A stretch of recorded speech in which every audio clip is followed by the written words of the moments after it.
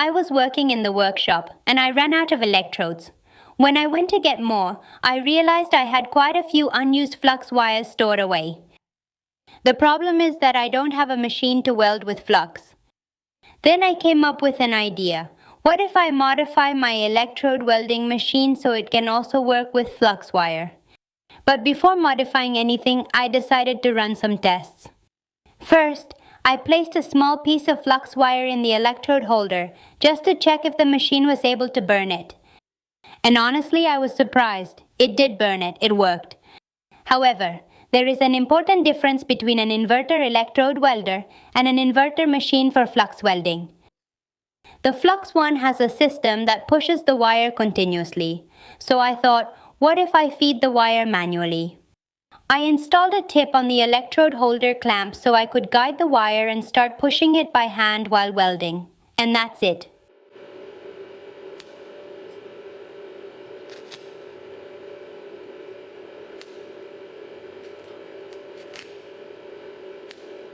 I did several tests feeding it manually, and the result was better than I expected. The weld was quite acceptable. With that test, I confirmed that the project was viable, so I decided to move forward and modify the machine.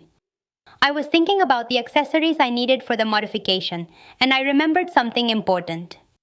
Temu has now arrived in Argentina, so I took advantage and decided to order several things, because honestly, the prices are quite affordable, and you can get a lot of products. Something that surprised me was how fast it was. The package arrived much faster than I expected. Now, it's finally time for my favorite part, opening the packages. You already know that I love opening boxes, but if they're tools, I love it even more. I'm going to start with this little package, which is something I've wanted for a really long time. Look at this, a magnetic mallet. This is perfect for me when I'm welding in places where the clamp doesn't hold or I don't have good contact. Well, with this, I've already solved one problem. Let's go with the big package. I know what it is, but I'm still excited. It's the torch to assemble the welder. Honestly, I got it at a really good price, and honestly, it looks like it's very good quality. The good thing is that it comes with the cable for the external connection, so it's already pretty complete. This is going to be really useful for the project I'm working on. I also ordered these threaded inserts. Look at how many come in the pack. They're super useful, and you always need them in the workshop. When you don't have them, that's exactly the day you need them, so this is a sure investment. Then there's this square that really caught my attention. It's useful for cutting at different angles or also for measuring them precisely, especially for those of us who make structures. This is key to making sure everything turns out well, neat, and straight. And something I've been wanting to try for a while is this belt to work straighter and not strain my back so much. At first it was hard for me to put it on, I'm not going to lie, but once it's adjusted, it feels firm, keeps you straight, and you can tell it does its job. Let's see how it holds up after several hours of work. I also bought this accessory for the drill, which lets you screw in hard-to-reach places. Here I have this guide that I ordered, which is very important for the project because it helps to pass the wire through and keeps it from slipping. It comes in 0, 0.8, and 1mm sizes, so it's useful for different types of work. This is important when you want the weld to come out even. And these two handles, which are for tying wire on stirrups in a much more practical and faster way. When you have to do a lot, this saves you time and wrist effort. Also, the knot looks really good aesthetically and it tightens firmly. And finally, look at this, a battery-powered ratchet wrench. Honestly, when I saw it, I said I have to try this. It's really good.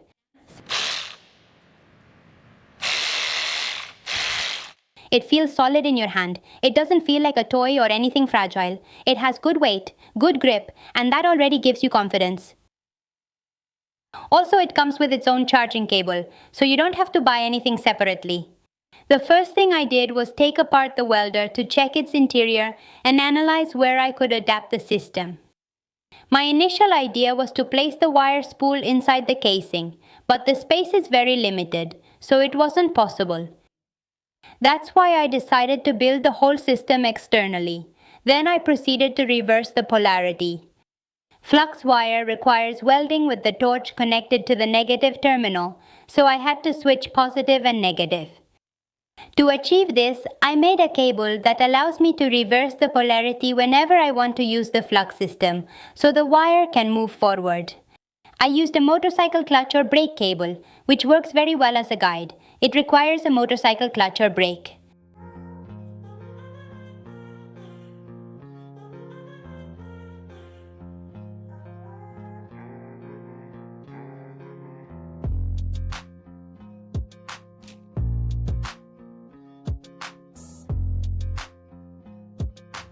Then I drilled the welder's casing so I could bring the cable outside.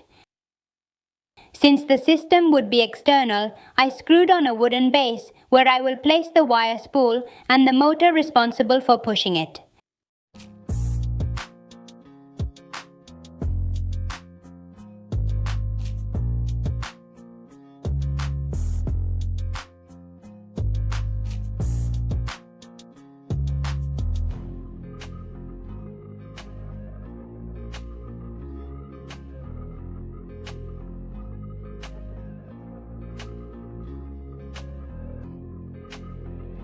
I also bought this windshield wiper motor to use it.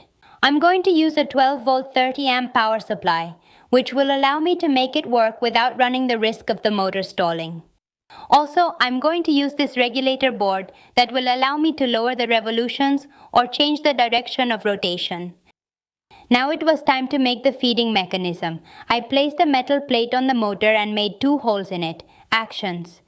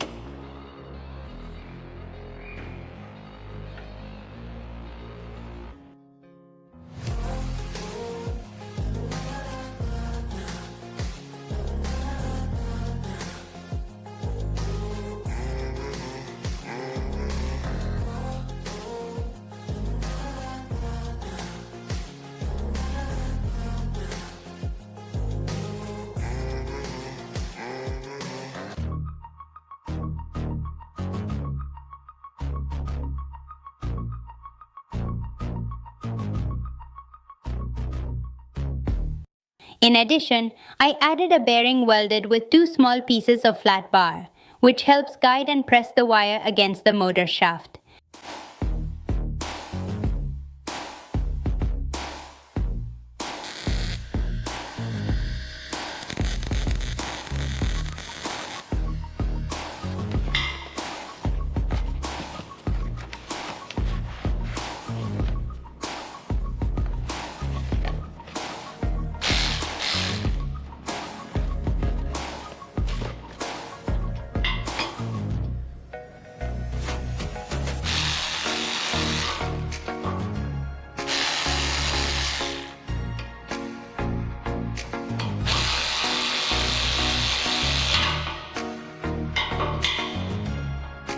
At one point, I didn't realize the camera wasn't recording, but basically I finished the base of the motor so I could screw it firmly to the wood.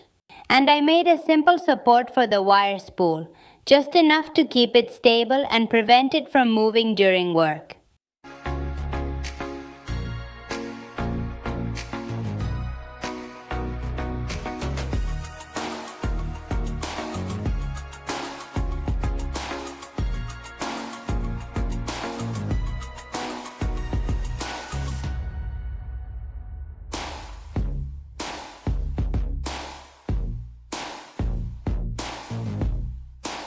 Then, I adapted the system in the bearing area.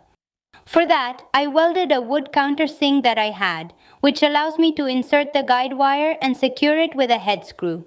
Allen is a simple solution, but very functional. After assembling all the mechanical parts, I installed the regulator board.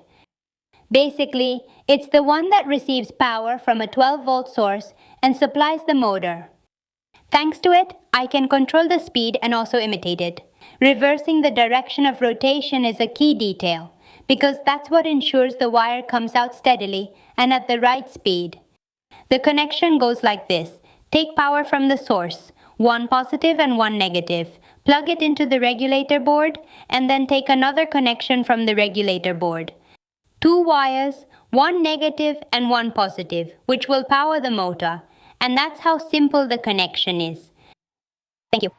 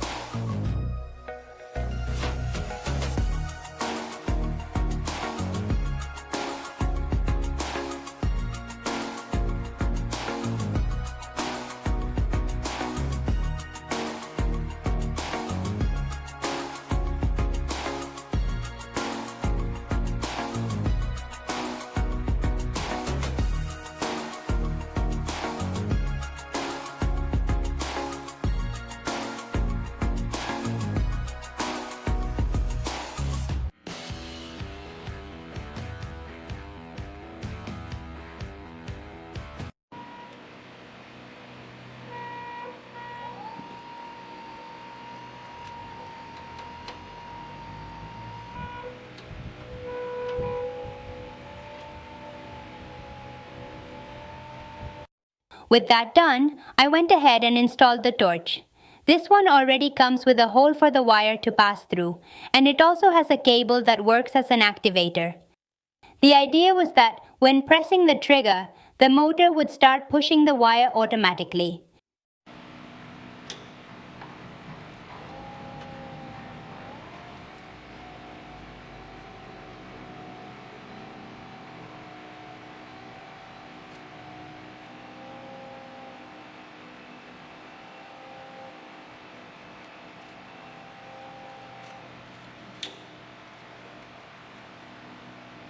On the other side, it includes a cable that activates the switch. I connected that cable where the motor's direction switch was, so that when you press the torch, the motor automatically pushes the wire.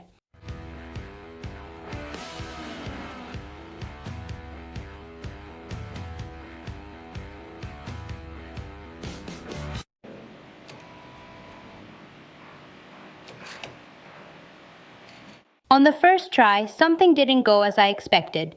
The motor was spinning in reverse, but it wasn't a big deal. I had just connected the cables the wrong way. I switched their positions and that's it. Now every time I press the torch, the wire moves forward smoothly and in a controlled way.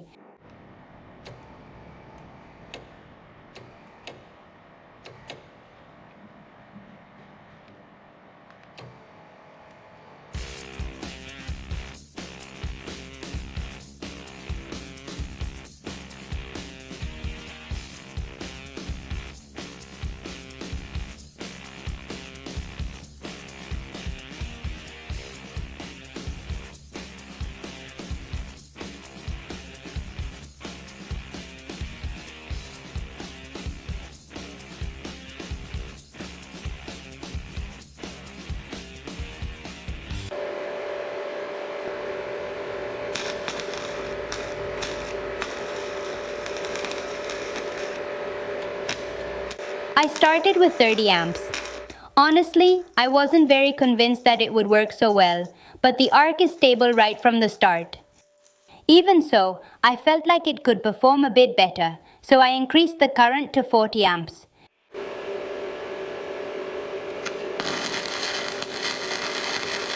That's when the difference really became noticeable. The sound became more stable, The arc was firmer, and the bead much more uniform. The wire moved forward without interruptions, and the fusion was constant. The result exceeded my expectations. What started as a simple test ended up as a fully functional modification. Now I have a welder capable of welding both with electrode and with flux wire.